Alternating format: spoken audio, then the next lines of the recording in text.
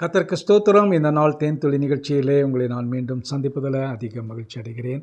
இந்த நாள் கர்த்தர் உண்டாக்கின நாள். இந்த நாளிலே நாம் மகிழ்ச்சி சந்தோஷமாக இருப்போம். இந்த நாளில் கூட நாம் தொடர்ந்து பார்த்து கொண்டு வருகிறதான யாக்கோபினுடைய புத்திரர்களை அவர்களும் அவருடைய கொடுக்கப்பட்டதான பெயர் அர்த்தங்களையும் குறித்து பார்த்தோம். இன்று மூன்றாவதாக லேயாளுக்கு ஒரு மகன் பிறக்கிறான். அவனை குறித்து எந்த பெயரும் சொல்லப்படவில்லை. அவர் என்ன பார்த்தார் என்று சொல்லவில்லை. என்னுடைய கணவனோடு நான் சேர்ந்து ஐக்கியப்பட்டிருப்பேன். எனக்கு 3 பிள்ளைகளை கர்த்தர் கொடுத்தார், கர்த்தர் ஆசீர்வதித்திருக்கிறார்.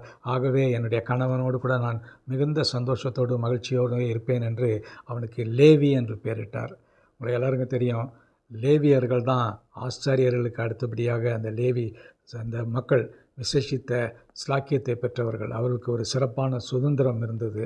மற்றவர்களை காட்டிலும் அவர்களுக்கு சுதந்திரத்தை கொடுக்கின்ற வேளையில் ஒரு சிறப்பான சுதந்திரத்தை அவர்களுக்கு தேவன் கொடுத்தார் என்று பார்க்கிறோம்.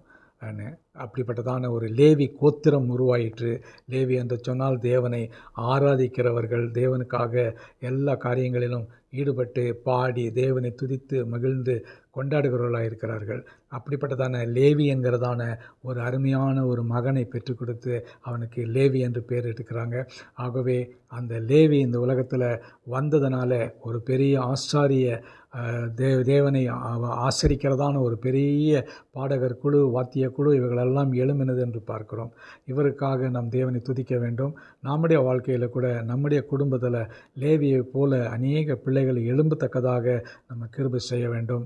அந்த லேவி கோத்திரத்தை போல நம்முடைய குடும்பங்களிலும் அநேகர் தேவனை ஆராதிக்கிற, பாடுகிற, வாத்திய கருவிகளை இசைக்கிற வர்ஷிப்பர்ஸாக இருக்க வேண்டும். லேவி இப்படி தான் வர்ஷிப்பராக வந்தான் என்று பார்க்கிறோம்.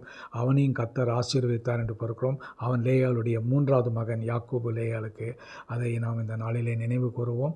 கர்த்தர் லேவியை போல நமக்கு ஒரு பெரிய ஆசீர்வாதத்தை கட்டளையிடுவார். நல்ல ஆண்டவரே, நன்றியோட துதிக்கிறோம், ஸ்தோத்திரிக்கிறோம். இந்த வேளையில் கூட இந்த லேவி கோத்திரத்தை குறித்து நாங்கள் பார்த்ததற்காக ஸ்தோத்திரம்.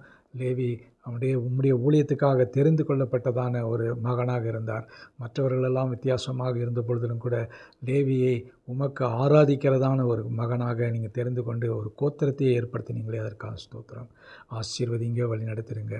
மீட்பர் இயேசுவின் நாமத்தில் ஜெபிக்கிறேன் நல்ல பிதாவே, ஆமேன் ஆமேன். கர்த்தர் உங்களை ஆசீர்வதிப்பாராக.